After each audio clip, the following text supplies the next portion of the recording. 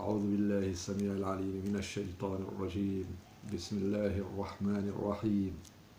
القول مني في جميع الأشياء قول آل محمد عليهم السلام، فيما أسروا وما أعلنوا، وفيما بلغني عنهم وما لم يبلغني.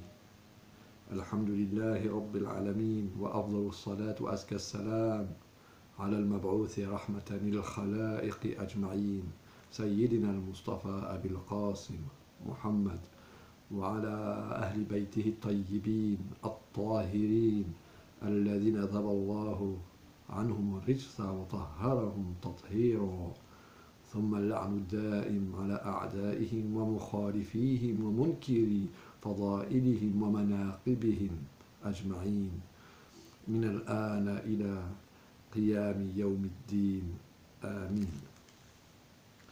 درسنا اليوم معنون بتزكية النفس. Donc notre cours aujourd'hui s'intitule La purification de l'âme. أبدأ بالعربية ثم بالترجمة الدرس إلى اللغة الفرنسية. Donc je commence le cours en arabe puis je le traduirai. أهمية النفس. تحتل الأخلاق الإسلامية مكانة خاصة في مجموع التعاليم الإسلامية، ولذا جعل الله سبحانه الهدف الأساس من بعثة الأنبياء والرسل تربية الإنسان على الأخلاق الحسنة، وهذا ما يؤكده سبحانه وتعالى في قوله: لقد من الله على المؤمنين إذ بعث فيهم رسولا من أنفسهم يتلو عليهم آياته ويزكيهم ويعلمهم الكتاب والحكمة وإن كانوا من قبل لفي ضلال مبين. وفي قول رسول الله صلى الله عليه وآله وسلم: إنما بعثت لأتمم مكارم الأخلاق. L'importance de la purification de l'âme. L'éthique islamique occupe une place spécifique dans l'ensemble des enseignements islamiques. C'est pour cela qu'Allah fit que l'objectif de la mission des prophètes et messagers est d'éduquer l'humain en lui enseignant les bons comportements. Allah, dans le Coran, chapitre de la famille d'Imran, verset 164, confirme cela. Allah a très certainement fait une faveur aux croyants lorsqu'il a envoyé chez eux un messager de parmi eux-mêmes qui leur récite ces versets, les purifie et leur enseigne le livre et la sagesse, bien qu'ils fussent auparavant dans un égarement évident. Le prophète dit: j'ai été envoyé pour parfaire les nobles caractères. لماذا تزكية النفس؟ وردت كلمة النفس في القرآن الكريم بصيغ ثلاث: النفس المطمئنة، والنفس اللوامة، والنفس الأمارة بالسوء، ولكننا سنقتصر في حديثنا على النفس الأمارة بالسوء، وهي النفس التي تحوي في داخلها مجموعة من الغرائز والميول والرغبات التي تؤدي بصاحبها إلى ارتكاب بعض الذنوب والآثام ويقع في المعصية. قال تعالى: إن النفس لأمارة بالسوء إلا ما رحم ربي. سورة يوسف الآية 53. وهي النفس التي تأمر على الدوام بالمعاصي والذنوب، وهذا ما يوجب على الإنسان أن يعمل على مواجهة الرغبات والميول التي تسول للنفس وتزين لها بعض الممارسات السيئة. Pourquoi purifier son âme? Le mot nafs est rapporté sous trois formes, sous trois variantes. L'âme apaisée, l'âme portée au mal, l'âme qui ne cesse de se blâmer. Mais dans notre discussion, nous nous limiterons à l'âme portée au mal. C'est l'âme qui comporte dans son intérieur un ensemble de pulsions, de penchants et de désirs. Elle pousse son compagnon à commettre quelques péchés et fautes, et il tombe dans la désobéissance. Allah dit dans la sourate Yusuf, verset 53, car l'âme est très incitatrice au mal, à moins que mon Seigneur, par miséricorde, ne la préserve du péché. C'est l'âme qui t'incite à commettre des désobéissances et péchés tout le temps.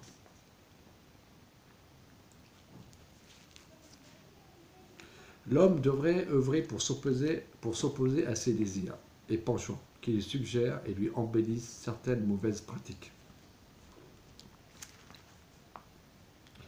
كيف نواجه الممارسات السيئة؟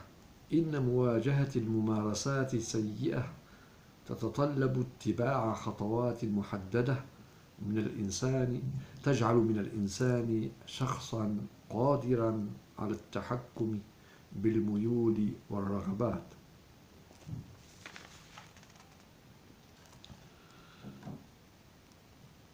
Comment faire face aux mauvaises pratiques? Certes, s'opposer aux mauvaises pratiques nécessite de suivre des pas précis rendant l'homme capable de contrôler ses penchants et désirs. وهذه الخطوات تتمثل بالنقاط التالية: التعرف إلى محاسن الأخلاق ومساوئها. إن الكثير من الأمور قد يرتكبها الإنسان وهو لا يعرف مدى قبحها ومضارها على نفسه وعلى الآخرين، وهذا ما يجعله يبتعد عن الكثير من الآداب الأخلاقية نتيجة جهله بها. ولذا لا بد كخطوة أولى في تهذيب النفس من أن يسعى للتعرف على الأخلاق الحسنة والسيئة.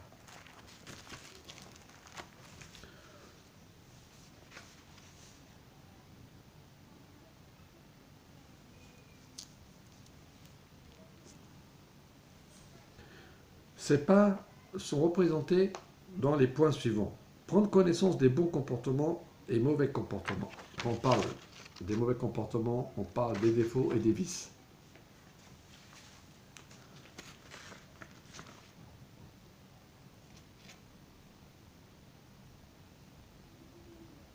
Connaître les bons et mauvais comportements. L'homme, certes, peut commettre de nombreux péchés alors qu'il ne connaît pas la portée du mal et leur nocivité sur l'âme et sur les autres. De ce fait, il s'éloigne d'une multitude de règles d'éthique et morale suite à son ignorance d'elles.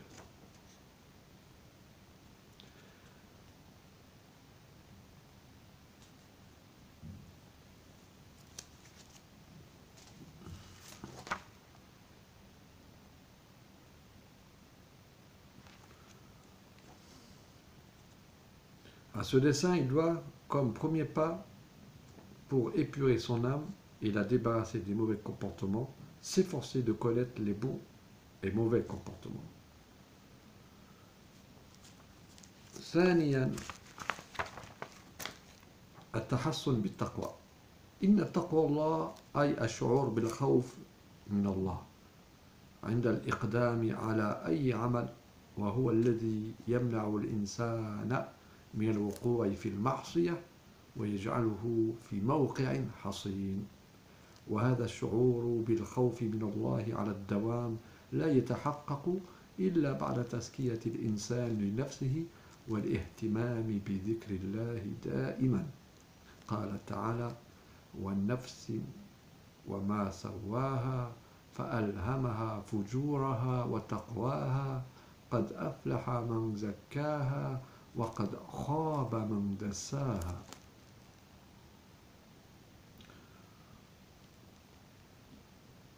سورة الشمس الآيات 7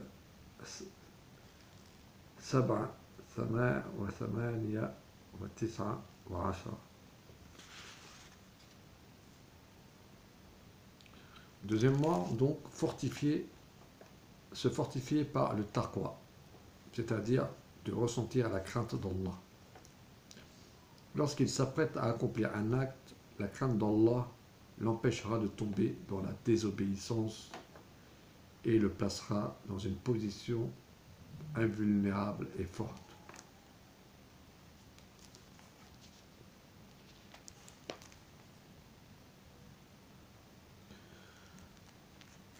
Allah dit, ce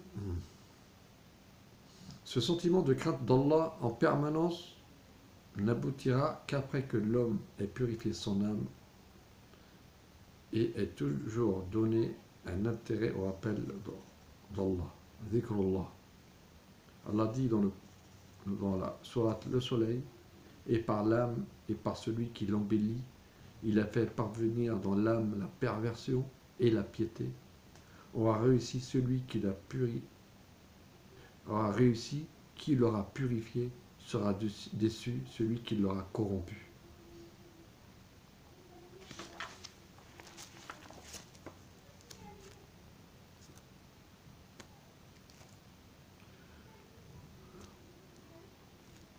ثالثا تربية النفس على الإيمان. إن العمل على تربية النفس يستلزم أن يشعر الإنسان بخطورة ما قام به وما ارتكب من ذنوب. قال تعالى: إن الذين اتقوا إذا مسهم طائف من الشيطان تذكروا فإذا هم مبصرون.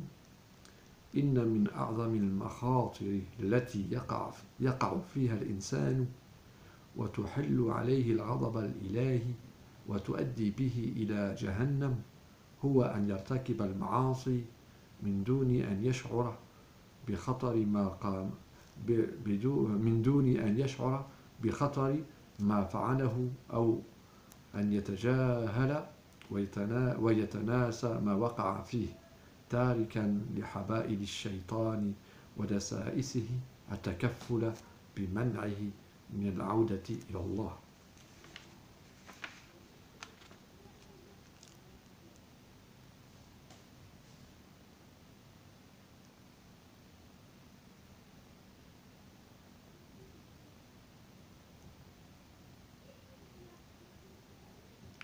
Donc,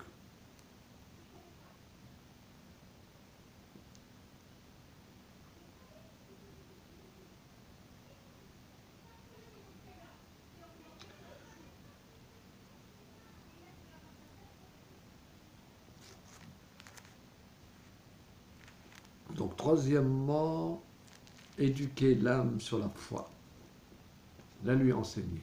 Certes, œuvrer pour éduquer l'âme nécessite qu'il ressente la gravité de l'action accomplie et les péchés perpétrés. Allah dit dans la sourate Al-A'raf, verset 200. Non, Allah dit dans la sourate, pardon, Allah dit dans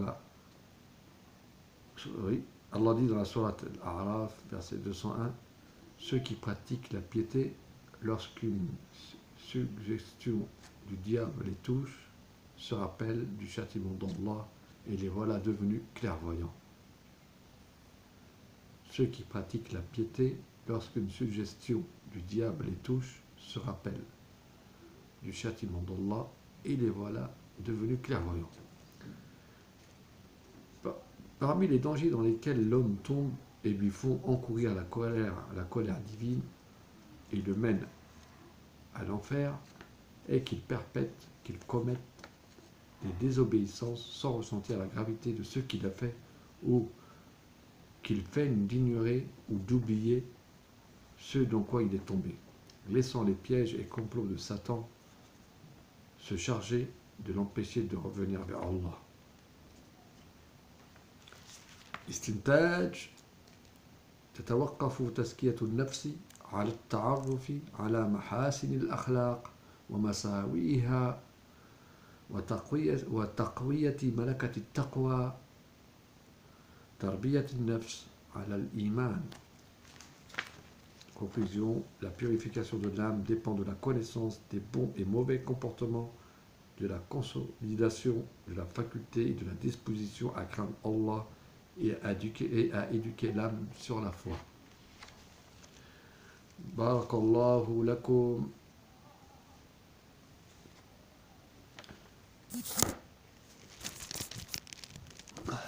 معذرة. بارك الله لكم، وأدعوكم إلى حلقة جديدة في نفس الموضوع موضوع تزكية النفس